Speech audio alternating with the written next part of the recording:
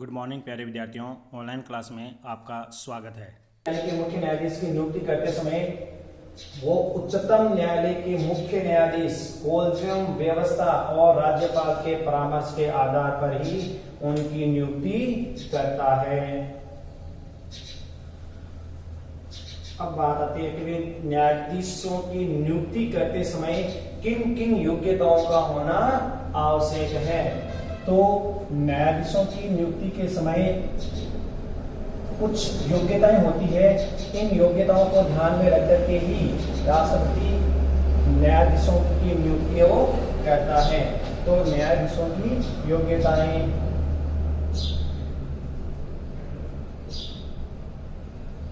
न्यायाधीशों की योग्यताएं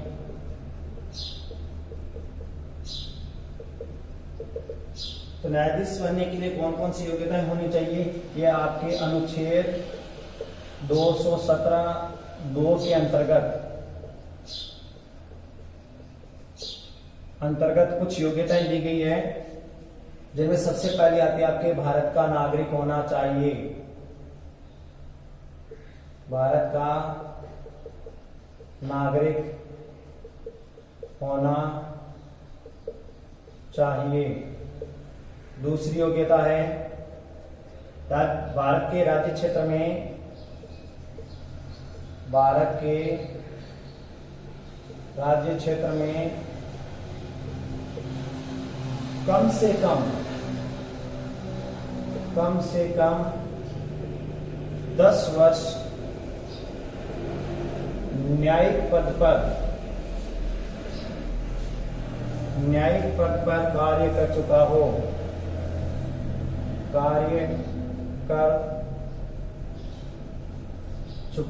10 वर्ष तक वह न्यायिक पद पर कार्य कर चुका हो।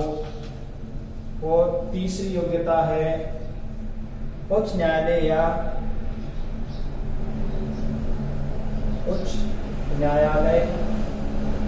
या ऐसे दो या अधिक न्यायालयों में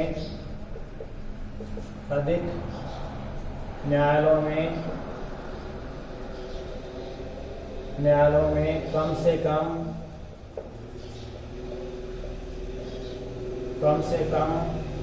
10 वर्ष तक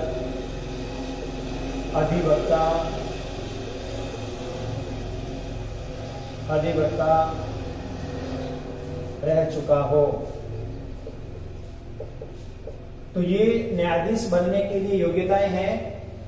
तो सबसे पहली बात है वो भारत का नागरिक होना चाहिए और भारत के राज्य क्षेत्र में कम से कम 10 वर्ष न्यायिक पद पर वो कार्य कर चुका हो, या फिर उच्च न्यायालय या दो से अधिक न्यायालयों में कम से कम वह 10 वर्ष तक अधिवक्ता के रूप में यानी एडवोकेट के रूप में, वकील के रूप में कार्य कर चुका हो। ऐसे कानून विज्ञ जो होते हैं उन्हीं को ही राष्ट्रपति उच्च न्यायालयों में न्यायाधीश के पद पर उनकी नियुक्ति करता है। अब हम बात करते हैं न्यायाधीशों का कार्यकाल कितना होता है। भाई जब न्यायाधीश से एक बार अगर मान लो चुन लिया जाता है तो उनका वो कितने वर्ष तक अपने पद पर बने रह सकते हैं, अपने पद पर वो कार्य करते हैं। तो न्यायाधीशों का कार्यकाल के लिए है सबसे पहले बात संविधान के अनुच्छेद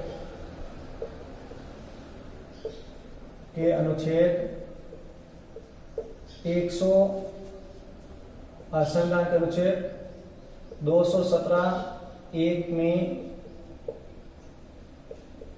स्पष्ट उल्लेख किया गया है कि सबसे पहली बात आती है 62 वर्ष की आयु तक, 62 वर्ष की आयु तक पद ग्रहण करेगा।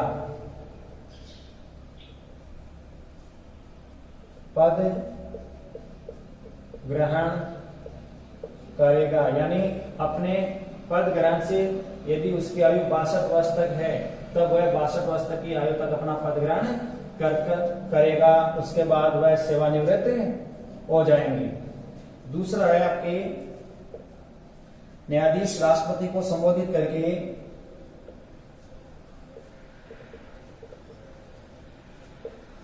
न्यायाधीश राष्ट्रपति को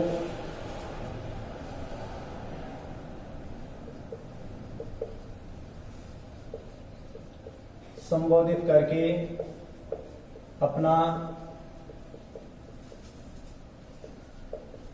त्याग पत्र दे सकते हैं। न्यायाधीश राष्ट्रपति को संबोधित करके अपना त्याग पत्र दे सकते हैं। तीसरा है न्यायाधीशों को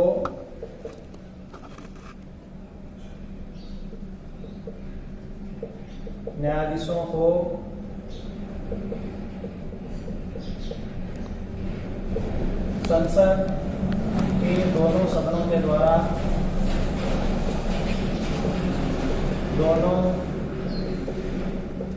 के द्वारा दो तिहाई बहुमत के द्वारा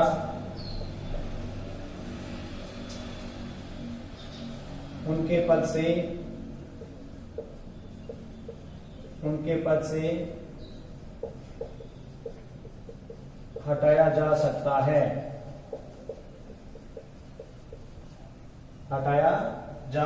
है। तो ये न्यायाधीशों का कार्यकाल है जो संविधान के अनुच्छेद 217(1) में ये बात स्पष्ट रूप से कही गई है। अब आता न्यायाधीशों के द्वारा शपथ ग्रहण।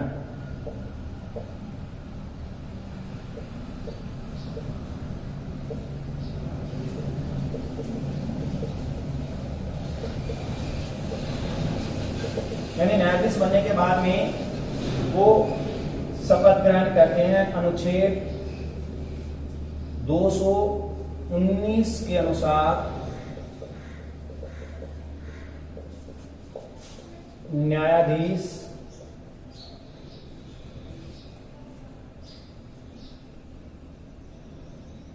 न्यायाधीशों को राज्यपाल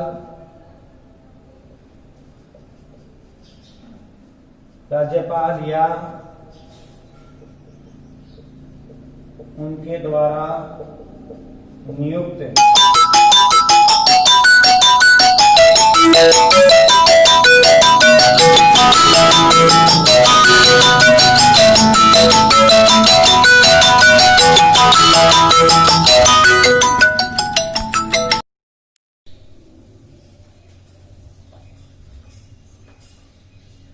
तो प्यारे विद्यार्थियों, आज हम बात करेंगे कक्षा 10 का अध्याय, छठा अध्याय आपके, और उसमें हम टॉपिक ले गए हैं मुख्यमंत्री कि मुख्यमंत्री कौन होता है और उसके क्या क्या कार्य होता है, मुख्यमंत्री की नियुक्ति कौन करता है। तो देखो, मुख्यमंत्री है वो राज्य की मंत्री परिषद का प्रधान मुख्यमंत्री होता है। मुख्यमंत्री राज्य की कार्यपालिका का वास्तविक प्रधान होता है। राज्य के प्रशासनिक ढांचे में उसे लगभग वही स्थिति प्राप्त है जो केंद्र में प्रधानमंत्री की होती है। तो हम बात करते हैं मुख्यमंत्री की नियुक्ति कि मुख्यमंत्री की नियुक्ति कैसे की जाती है। संविधान के अनुच्छेद 164 के अनुसार संविधान के अनुच्छेद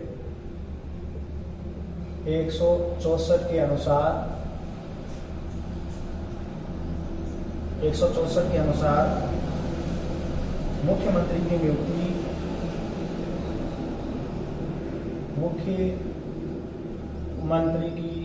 नियुक्ति राज्यपाल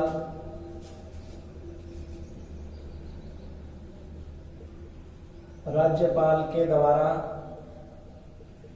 की जाएगी।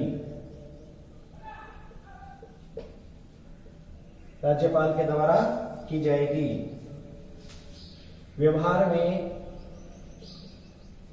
राज्यपाल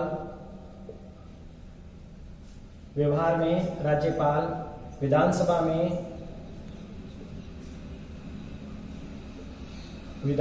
में बहुमत दल के नेता को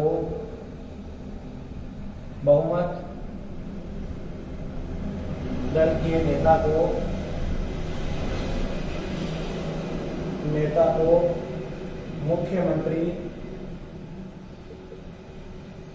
मुख्यमंत्री नियुक्त करता है। व्यवहार में राज्यपाल विधानसभा में जिस दल का बहुमत होता है उसी के नेता को मुख्यमंत्री के रूप में नियुक्त करता है। अब हम बात करते हैं शक्तियां और कार्य। मुख्यमंत्री की शक्तियां एवं कार्य कि मुख्यमंत्री की नियुक्ति के बाद मुख्यमंत्री के पास कौन कौन सी शक्तियां और कार्य होते हैं। तो मंत्री परिषद राज्य प्रशासन की सबसे महत्वपूर्ण इकाई होती है, यानी कि मंत्री परिषद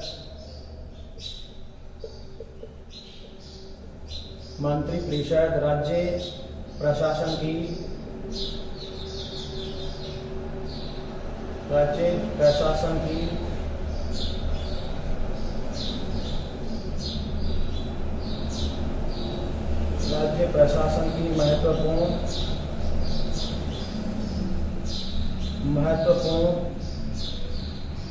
इकाई होती है।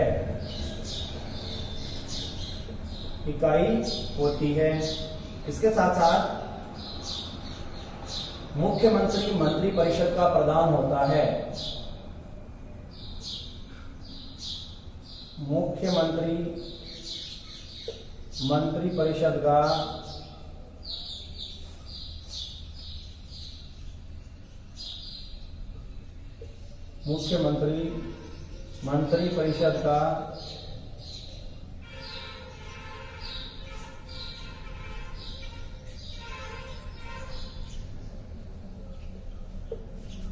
मंत्री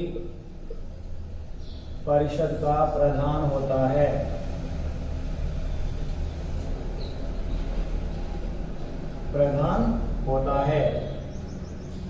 तो इनकी पहली शक्ति है मंत्री परिषद का निर्माण करना।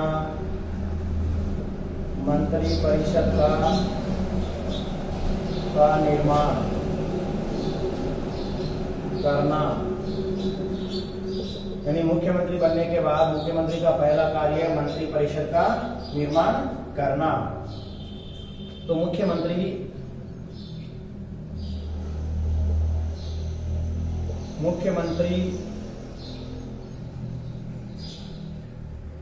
सर्वप्रथम अपने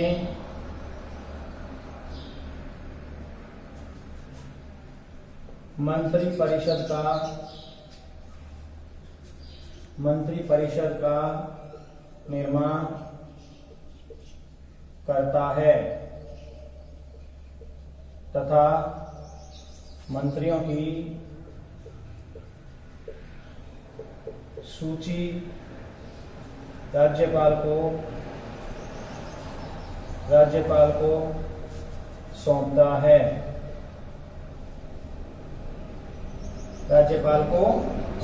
है। मंत्रियों के चयन में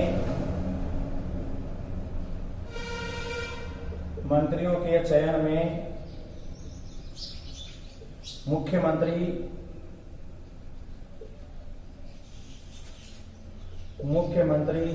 का परामर्श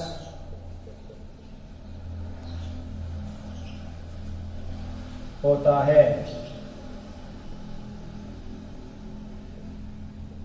इस तरह से ये मुख्यमंत्री का पहला कार्य है। इसके साथ साथ दूसरा कार्य आपने मंत्रियों के कार्यों का बंटवारा और परिवर्तन। मंत्रियों के कार्यों का बंटवारा और परिवर्तन।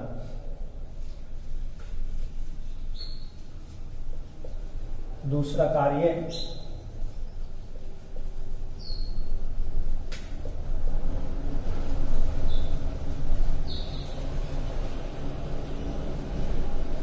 मंत्रियों के कार्यों का बंटवारा। मंत्रियों के कार्यों का विभाजन, कुछ भी लिख सकते हैं आप इसमें। मंत्रियों के कार्यों के विभाजन में यह है कि मुख्यमंत्री है वो मंत्री परिषद में अपने सहयोगियों के बीच मुख्यमंत्री मंत्री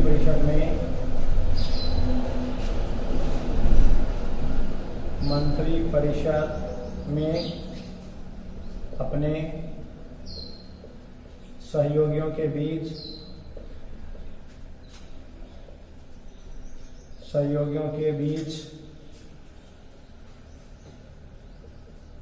विभागों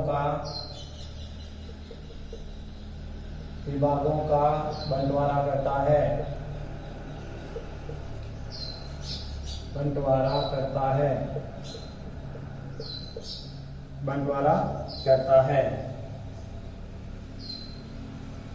एक बार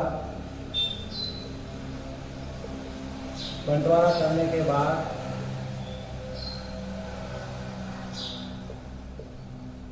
के बाद उनके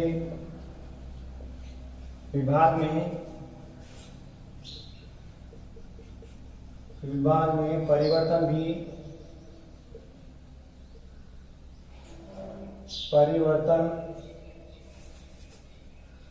भी कर सकता है। एक बार यदि बंटवारा कर दिया जाए तो उसके बाद उन विभागों में परिवर्तन भी कर सकता है। तीसरा कार्य आपके मंत्रिमंडल का कार्य संचालन। मंत्रिमंडल का कार्य संचालन। तो मंत्रिमंडल के कार्य संचालन में मुख्यमंत्री ही मंत्रिमंडल की बैठक बुलाता है। मुख्यमंत्री ही मंत्रिमंडल की बैठक बुलाता है।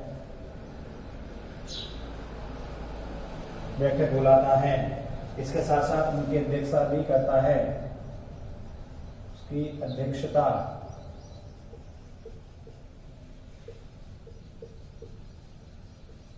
करता है।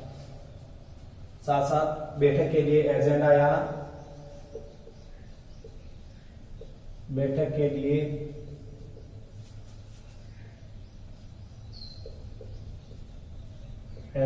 या कार्यसूची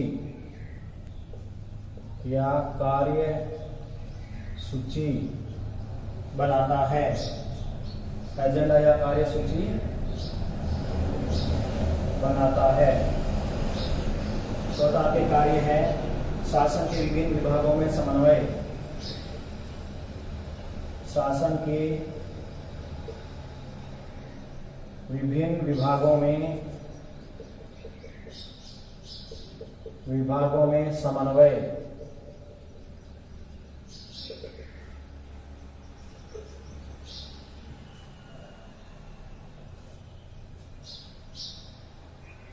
मुख्यमंत्री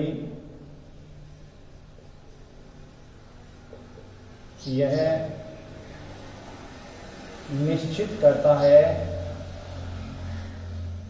कि शासन के सभी विभाग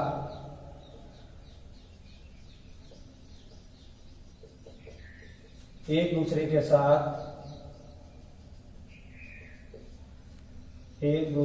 साथ तालमेल बनाए रखें।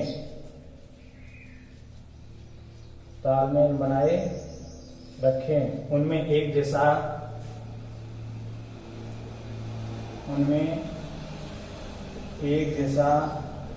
समन्वय हो।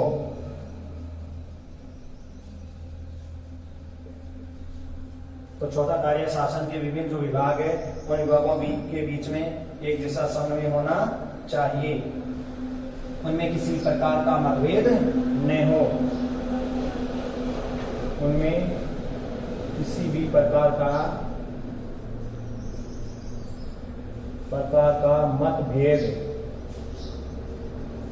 मतभेद न हो। तो इस तरह से ये चौथा जो पॉइंट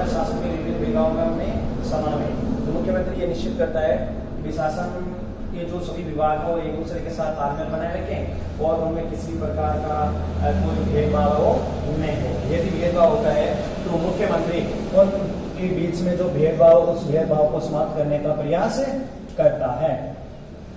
नेक्स्ट आपके मंत्री परिषद और राज्यपाल के बीच में संबंध स्थापित करता।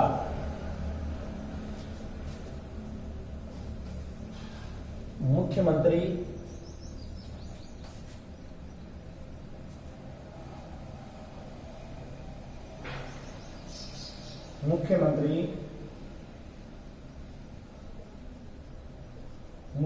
व राज्यपाल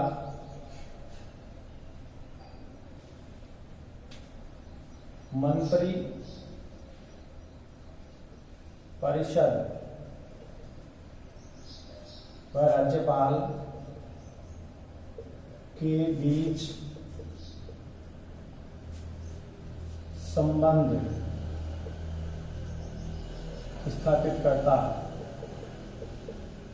स्थापित करता यानी मुख्यमंत्री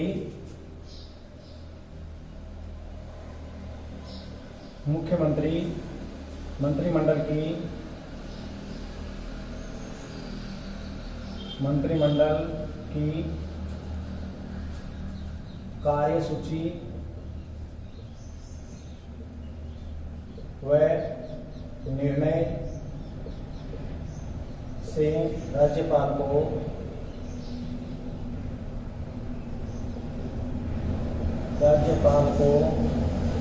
अवगत करवाता है।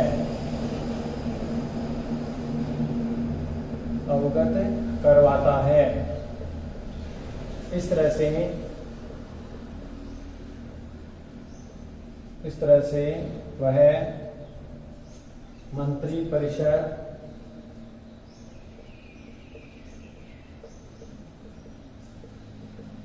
व राज्यपाल के बीच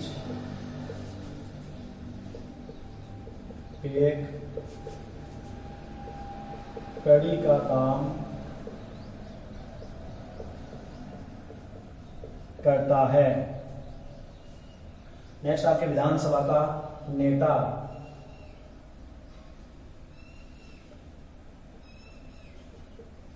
विधान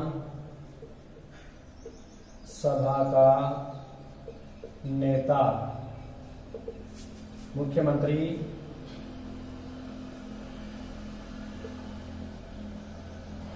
ही विधानसभा का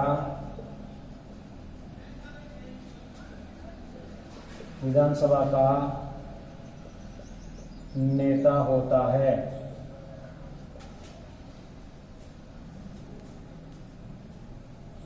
तो दूसरी ओर शासन का प्रधान होता है। विधानसभा में उसे विधान सभा के नेता के रूप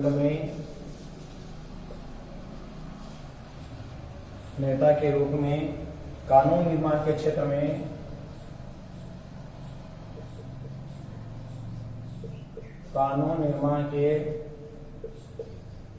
में महत्वपूर्ण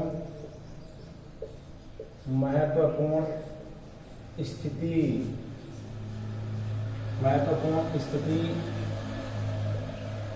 प्राप्त है।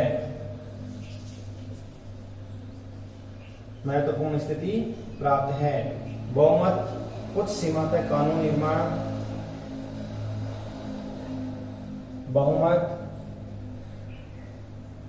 कुछ सीमा तक कानून निर्माण उसकी इच्छा पर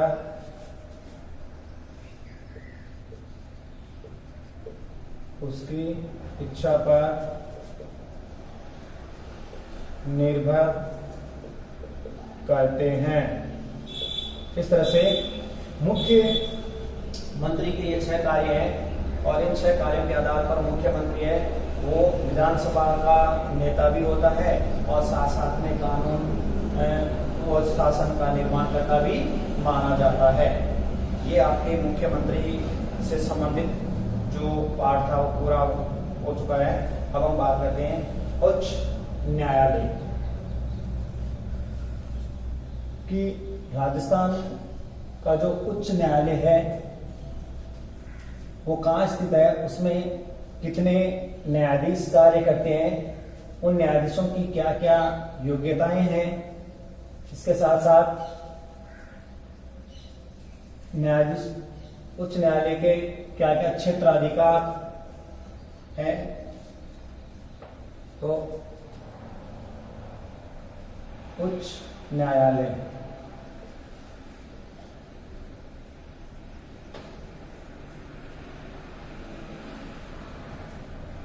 उच्च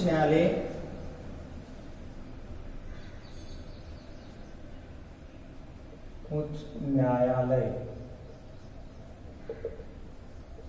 इसमें अगर हम बात करें तो उच्च न्यायालय का जो गठन है वो अनुच्छेद 216 के अनुसार प्रत्येक राज्य में संविधान के अनुच्छेद 216 के अनुसार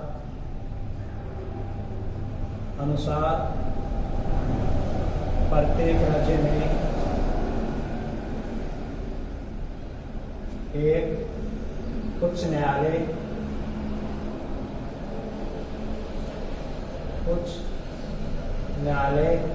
होगा। यह संविधान के अनुच्छेद 216 में स्पष्ट रूप से किया गया है, जिसमें एक मुख्य न्यायाधीश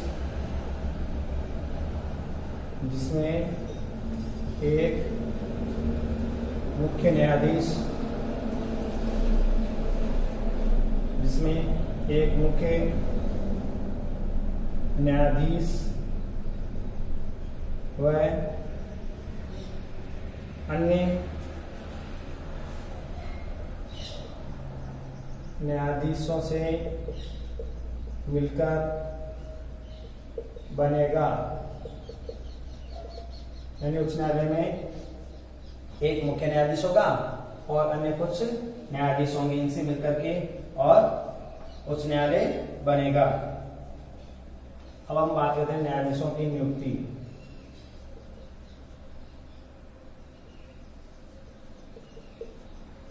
न्यायाधीशों की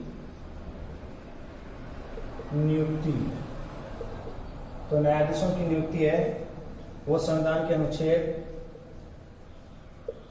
217(1)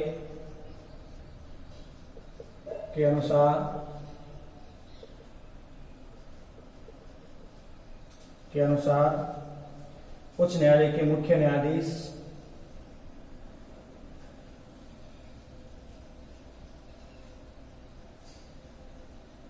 उच्च न्यायालय के मुख्य न्यायाधीश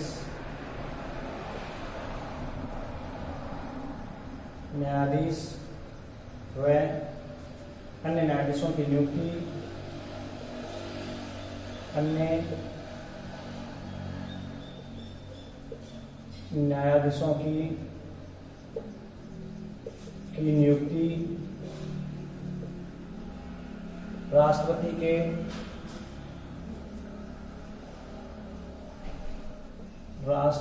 के द्वारा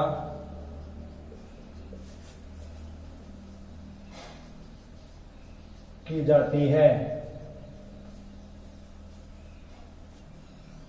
इसके साथ साथ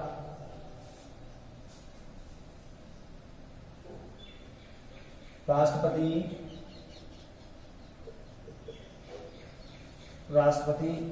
उच्च न्यायालय के मुख्य न्यायाधीश की नियुक्ति उच्च न्यायालय के मुख्य न्यायाधीश की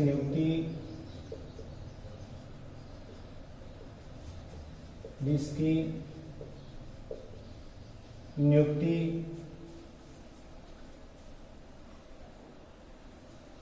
उच्चतम न्यायालय उच्चतम न्यायालय के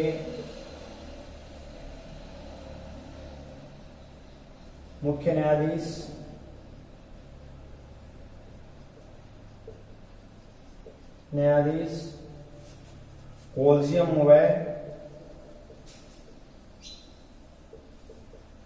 कॉलेजियम व राज्यपाल के परामर्श से करता है,